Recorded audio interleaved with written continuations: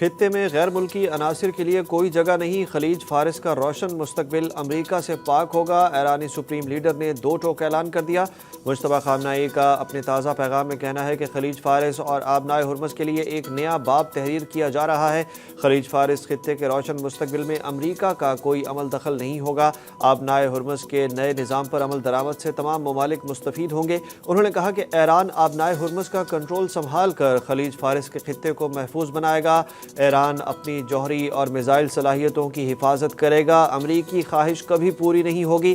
دوسری جانب ایرانی صدر مسعود پزشکیان نے کہا کہ امریکہ کی بحری ناکہ بندی ناکامی سے دوچار ہوگی۔ آبنائے ہرمز میں جاری عدم استحکام کا ذمہ دار امریکہ اور اسرائیل ہے۔ ٹرمپ کا معاہدہ ہونے تک ایران کی ناکہ بندی برقرار رکھنے کا اعلان۔ جنگ پھر سے شروع کرنے کی دھمکی کے بعد امریکی صدر نے کہا کہ ایران کے ساتھ فون پر مذاکرات جاری ہیں۔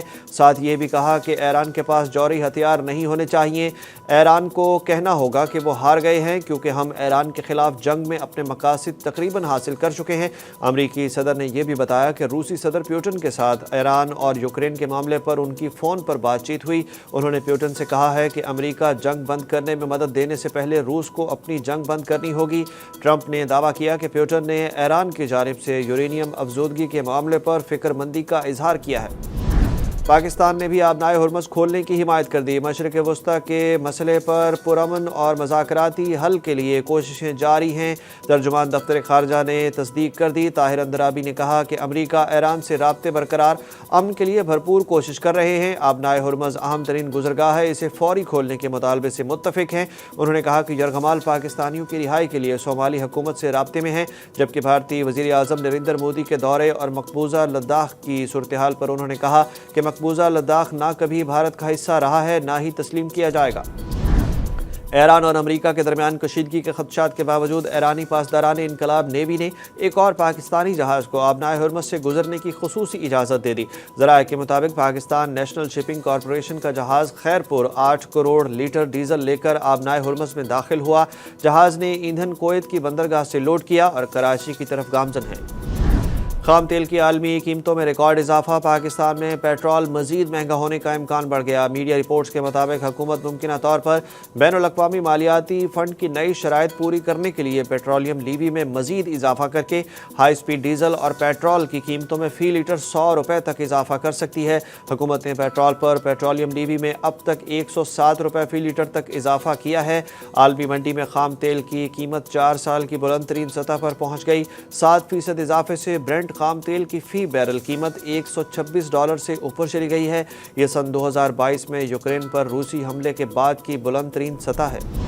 گھر کی خریداری کے لیے 25 لاکھ سے 1 کروڑ روپے تک کے قرضے 20 سال کی مدت کے لیے ملیں گے۔ وزیر اعظم نے اپنا گھر اسکیم کا اجرا کر دیا۔ بجٹ میں بڑی سہولتیں لانے کا اعلان۔ وزیر اعظم نے قرض کے لیے اہل افراد میں بینک چیک تقسیم کیے۔ شہباز شریف نے کہا کہ اسکیم میں پہلے سال میں 50,000 گھر بنائے جائیں گے۔ آئندہ برسوں میں 5 لاکھ گھر بنانے کا منصوبہ ہے۔ وفاقی حکومت کا خیبر پختونخوا کو CNG اسٹیشنز کے لیے گیس دینے سے انکار۔ ملک بھر میں نئے گیس کنیکشنز پر بھی پابندی لگا دی گئی۔ ذرائع کے مطابق صوبائی مشیر خزانہ مزمل اسلم نے وفاقی وزیر پیٹرولیم علی پرویز ملک سے ٹیلی فونک رابطہ کیا، جس کے بعد مزمل اسلم نے وفاقی حکومت کے جواب سے متعلق وزیر اعلیٰ کو آگاہ کر دیا۔ مزمل اسلم نے کہا کہ CNG بندش سے عوام کو شدید مشکلات ہیں۔ وزیر پیٹرولیم علی پرویز ملک نے کہا ملک میں گیس کی کمی ہے، LNG درآمد کے بعد اضافی گیس دینے پر غور کیا جائے گا۔ عمران خان کی ایک آنکھ کی بہرائی 85% متاثر، بہتری کے امکانات کم، ایک آنکھ سے دیکھنے میں بھی دشواری ہے۔ بانی PTI کے وکیل نے اسلام آباد ہائی کورٹ کو آگاہ کر دیا۔ 190 ملین پاؤنڈز کیس میں عمران خان اور بشرا بی بی کی اپیلوں اور سزا معطلی کی درخواستوں پر سماعت کے دوران سلمان صفدر نے کہا کہ بانی PTI کو 22 گھنٹے اور بشرا بی بی کو 24 گھنٹے قید تنہائی میں رکھا جا رہا ہے۔ دونوں کی آنکھوں کی خرابی باعث تشویش ہے۔ عدالت نے کیس کی مزید سماعت ملتوی کرتے ہوئے فریقین کو آئندہ کارروائی کے لیے تیار رہنے کی ہدایت کر دی۔ سپر ٹیکس کا نفاذ انکم ٹیکس سے آزاد اور ایک الگ ٹیکس کے طور پر تصور کیا جائے گا۔ وفاقی آئینی عدالت کا سپر ٹیکس سے متعلق بڑا فیصلہ۔ اسلام آباد ہائی کورٹ کے فیصلے کالعدم قرار دے دیے۔ 293 صفحات پر مشتمل فیصلہ چیف جسٹس امین الدین خان نے جاری کیا۔ فیصلے میں یہ بھی کہا گیا کہ قانون سازی کے ذریعے ماضی سے ٹیکس لگانا قانونی طور پر جائز ہے۔ مخصوص شعبوں پر زیادہ شرح سے سپر ٹیکس لگانا امتیازی سلوک نہیں بلکہ قانون سازوں کا اختیار ہے۔ फेडरल पब्लिक सर्विस कमीशन इम्तिहान 2025 के नताइज जारी, कामयाबी की शरह सिर्फ 2.67% रही। FPSC के मुताबिक मजमूई तौर पर 12,792 उम्मीदवारों ने इम्तिहान में हिस्सा लिया, जिनमें से सिर्फ 355 उम्मीदवार तहरीरी इम्तिहान में कामयाब हो सके। कमीशन ने 170 उम्मीदवारों की तकर्री की सिफारिश की है, जिनमें 84 मर्द और 86 खवातीन शामिल हैं। AI बॉट्स के जरिए साइबर हमलों में 10 गुना से भी ज़्यादा इजाफे का इंकशाफ। साइबर सिक्योरिटी कंपनी की बैड बॉट रिपोर्ट के मुताबिक रोज़ाना AI से चलने वाले बॉट हमले सिर्फ एक साल में 20 लाख से बढ़कर 2 करोड़ 50 लाख तक जा पहुँचे हैं। रिपोर्ट में कहा गया कि अगरचे AI से होने वाले हमलों में ये इजाफा अहम है, लेकिन 2025 में असल बड़ी तब्दीली ये थी कि मसनूई ज़हानत और ऑटोमेशन खुद इंटरनेट के ढांचे का आम हिस्सा बन गए। मरूफ कॉमेडियन जिमी किमेल का मजाक उनको ही महंगा पड़ गया। गैर मुल्की मीडिया रिपोर्ट्स के मुताबिक जिमी किमेल ने खातून अव्वल मेलानिया को मजाक में मुतवक्का बेवा कहा था, जिस पर अमरीकी सदर डोनाल्ड ट्रंप और मेलानिया नाराज़ हो गए थे। वाइट हाउस ने जिमी किमेल की बरतरफी का मुतालबा किया, जबकि डिज्नी के TV लाइसेंस भी खतरे में पड़ गए। अमरीकी कम्युनिकेशन कमीशन ने डिज्नी के खिलाफ तहकीकात शुरू कर दी हैं। अदाकार जॉर्ज क्लूनी भी जिमी किमेल के दिफा में मैदान में आ गए। डिज्नी ने भी FCC को कानूनी जवाब देने का फैसला किया है।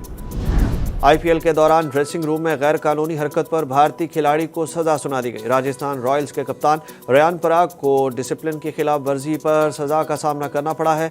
BCCI के मुताबिक उन्हें ड्रेसिंग रूम में वेप इस्तेमाल करते हुए पाया गया था, जिसके बायस उन पर मैच फीस का 50% जुर्माना आयद किया गया और एक डीमेरिट पॉइंट भी दिया गया। रेयान पराग ने अपनी गलती तस्लीम करते हुए मैच रेफरी की जानिब से दी गई सजा को कबूल कर लिया।